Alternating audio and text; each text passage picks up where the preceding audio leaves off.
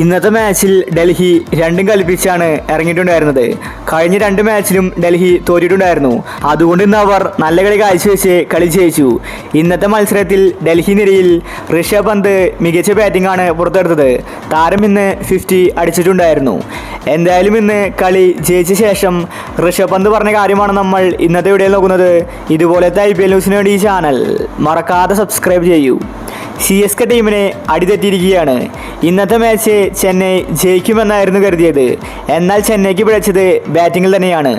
ഇന്ന് കളി ജയിച്ച ശേഷം ഋഷഭ് പന്ത് പറഞ്ഞത് ഇങ്ങനെയായിരുന്നു: എനിക്കിപ്പോൾ ഒരുപാട് സന്തോഷമുണ്ട്. കഴിഞ്ഞ രണ്ട് മാച്ചിലും ഞങ്ങൾ തോറ്റിട്ടുണ്ടായിരുന്നു. അതുകൊണ്ട് ഞങ്ങൾ നിരാശയിലായിരുന്നു. ഇന്നത്തെ മാച്ച് എന്ത് വില കൊടുത്ത് ഞങ്ങൾക്ക് ജയിക്കണം. അതുകൊണ്ട് ഞങ്ങൾ നല്ല കളി പുറത്തെടുത്തു.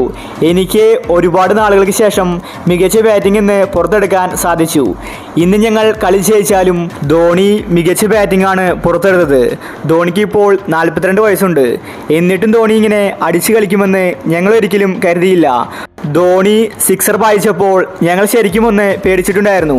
അതുകൊണ്ട് തന്നെ ധോണിക്കെതിരെ ബൗൾ ചെയ്യാൻ ബൗളേഴ്സിനും പേടിയുണ്ടായിരുന്നു. അതുകൊണ്ടാണ് അവർ ഇന്ന് ഒരുപാട് വൈഡ് എറിഞ്ഞത്. കളി ജയിച്ചതിൽ സന്തോഷമുണ്ടെന്നും വരുന്ന മത്സരങ്ങളിൽ ഇതേ കളി ആവർത്തിക്കുമെന്ന് ഋഷഭ് പന്ത് വ്യക്തമാക്കി. CSK ആരാധകർ നിരാശയിലാണ്. പരാജയം എന്താണെന്ന് അറിയാതെയാണ് CSK വന്നിട്ടുണ്ടായിരുന്നത്. ആദ്യ പരാജയം ഇപ്പോൾ അവർ ഏറ്റുവാങ്ങിയിരിക്കുകയാണ്. ഇന്ന് CSK കളി തോറ്റാലും ധോണിയുടെ സിക്സ് കണ്ട് ആരാധകർ കൈയടിച്ചിരിക്കുകയാണ്. ധോണി ഈ പ്രായത്തിലും ഇങ്ങനെ കളിക്കുമെന്ന് ആരും തന്നെ കരുതിയില്ല. സ്റ്റേഡിയം മുഴുവൻ ധോണി ധോണി എന്ന ആർപ്പ് വിളികളാണ് നമ്മൾ ഇന്ന് കേട്ടത്. ആ പഴയ ധോണിയെ തന്നെയാണ് നമുക്കിന്ന് കാണാൻ സാധിച്ചത്. ധോണി കുറച്ചും കൂടി നേരത്തെ ഇറങ്ങിയെങ്കിൽ ഒരുപക്ഷെ ഇന്ന് CSK ടീമിനെ ജയിക്കാമായിരുന്നു.